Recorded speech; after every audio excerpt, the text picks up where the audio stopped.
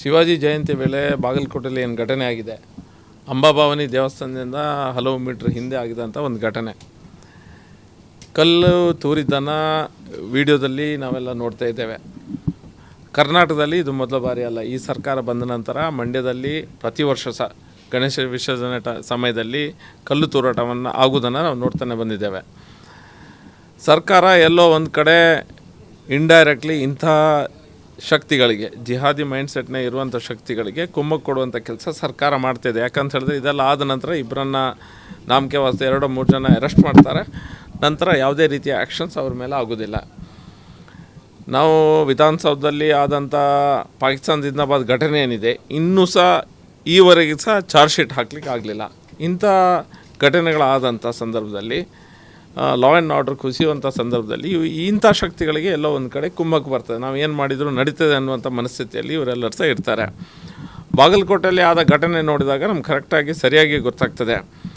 ಔರಂಗಜೇಬನ ಸಂತತಿಗಳು ಇನ್ನೂ ಯಾರು ಜೀವಂತದಲ್ಲಿ ಕೆಲವರು ಇದ್ದಾರೆ.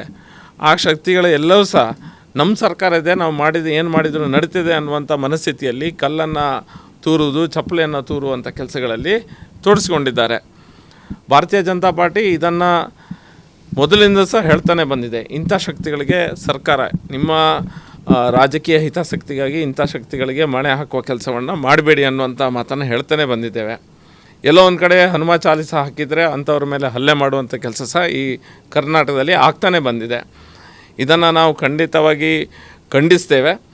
ಮತ್ತು ಈ ಸರ್ಕಾರದ ಏನು ಲಾ ಆ್ಯಂಡ್ ಆರ್ಡರ್ ಸಂಪೂರ್ಣವಾಗಿ ಫೇಲಿಯರ್ ಆಗಿದೆ. ಒಂದು ಕಡೆ ಕರಪ್ಷನ್ನು, ಮತ್ತೊಂದು ಕಡೆ ಟೋಟಲ್ ಆಗಿ ಲಾ ಆ್ಯಂಡ್ ಆರ್ಡರ್ ಸಿಸ್ಟಮೇಷನನ್ನು ಅಸಡ್ಡೆತನದಿಂದಾಗಿ ಫೇಲಿಯರ್ ಆಗಲಿಕ್ಕೆ ಕಾರಣ ಆಗಿದೆ. ಔರಂಗಜೇಬನ ಸಂತತಿಗಳಿಗೆ ಒಂದು ಫ್ರೀ ಹ್ಯಾಂಡನ್ನು ಕೊಟ್ಟಿದ್ದಾರೆ ಇವರು. ಕರ್ನಾಟಕದಲ್ಲಿ ನೀವೇನು ಬೇಕಾದರೂ ಮಾಡಿ, ನಾವು ನಿಮ್ಮ ಹಿಂದೆ ನಿಲ್ತೇವೆ ಅನ್ನುವಂಥ ಮನಸ್ಥಿತಿಯಿಂದ ಎಲ್ಲರೂ ಸಹ ಅವರವರ ಕಲ್ಲು ತೂರಾಟ ಮಾಡೋದು, ಬೇರೆ ರೀತಿಯ ಘರ್ಷಣೆಗಳನ್ನು ಮಾಡೋದನ್ನು ಮಾಡ್ಕೊಂಡು ಬಂದಿದ್ದಾರೆ. ಈ ಗಣೇಶ ಮೆರವಣಿಗೆ ಅಥವಾ ಈ ರೀತಿಯಾದಂಥ ಸಂದರ್ಭದಲ್ಲೂ ಕೂಡ ಇದೇ ರೀತಿ ಮುಂದುವರಿತಾ ಇತ್ತು. ಸರಿಯಾದ ಕ್ರಮ ತೆಗೆದುಕೊಳ್ಳದಿರೋದ್ರಿಂದ ಮತ್ತೆ ಮುಂದುವರಿತಾ ಇದೆಯಾ? ನಾನು ಅದನ್ನೇ ಹೇಳ್ತಾ ಇದ್ದೇನೆ. ಯಾಕೆ ಹಿಂದೂಗಳ ಹಬ್ಬ ಇರ್ಬೋದು, ಅದು ಹಿಂದೂಗಳು ಮಾಡುವಂಥ ಈ ಪ್ರೊಸೆಷನ್ ಇದೆ, ಅದ್ರ ಮೇಲೆ ಮಾತ್ರ ಯಾಕೆ ಕಲ್ಲು ತೂರಾಟ ಆಗ್ತಾ ಇದೆ? ಬೇರೆ ಮುಸಲ್ಮಾನರು ಇರ್ಬೋದು, ಬೇರೆಯವರು ಇರ್ಬೋದು, ಅವ್ರು ಮಾಡುವಂಥ ಪ್ರೊಸೆಷನ್ಗಳಿಗೆ ಎಲ್ಲೂ ಸಹ ಕಲ್ಲು ತೂರಾಟ ಆಗ್ತಾ ಇಲ್ಲ. ಖಾಲಿ ಹಿಂದೂ ಮೆರವಣಿಗೆಗಳ ಮೇಲೆ ಮಾತ್ರ ಈ ರೀತಿಯ ಟಾರ್ಗೆಟ್ ಯಾಕೆ ಹಿಂದೂಗಳಾಗ್ತಾ ಇದ್ದಾರೆ? ಹಿಂದೂಗಳು ಏನೋ ಸಾಫ್ಟ್ ಟಾರ್ಗೆಟ್ ಆಗಿದ್ದಾರೆ ಈ ರಾಜ್ಯದಲ್ಲಿ ಅನ್ನುವಂಥ ಪ್ರಶ್ನೆ ಹಿಂದೂಗಳನ್ನು ಖಂಡಿತ ಕಾಡ್ತಾ ಇದೆ. ಶಿವಾಜಿ ಜಯಂತಿ ವೇಳೆ ಬಾಗಲಕೋಟೆಯಲ್ಲಿ ಏನು ಘಟನೆ ಆಗಿದೆ, ಅಂಬಾಭವಾನಿ ದೇವಸ್ಥಾನದಿಂದ ಹಲವು ಮೀಟ್ರ್ ಹಿಂದೆ ಆಗಿದಂಥ ಒಂದು ಘಟನೆ.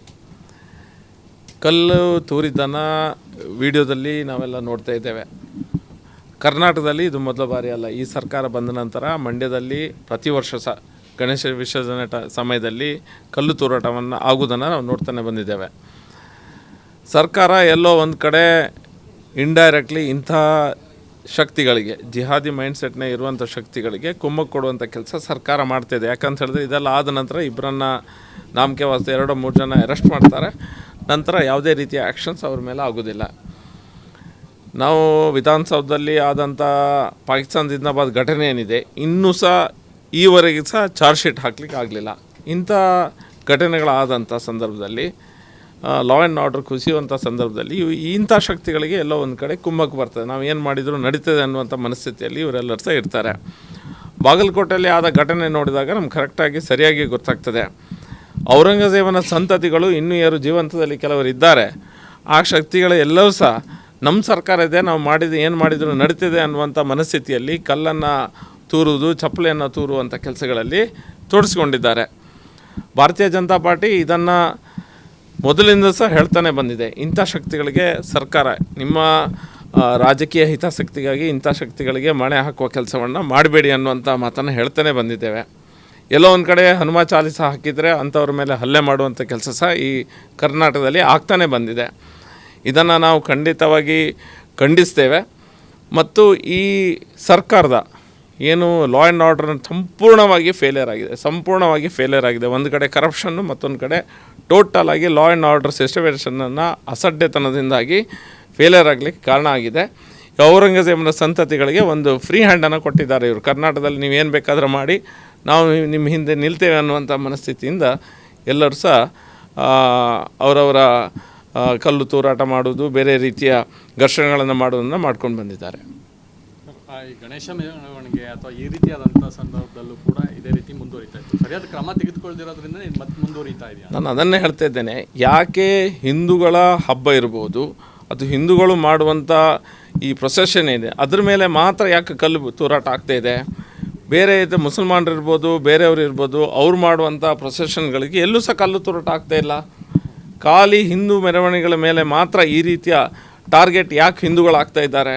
ಹಿಂದೂಗಳು ಏನೋ ಸಾಫ್ಟ್ ಟಾರ್ಗೆಟ್ ಆಗಿದ್ದಾರೆ ಈ ರಾಜ್ಯದಲ್ಲಿ ಅನ್ನುವಂಥ ಪ್ರಶ್ನೆ ಹಿಂದೂಗಳನ್ನು ಖಂಡಿತ ಕಾಡ್ತಾ ಇದೆ.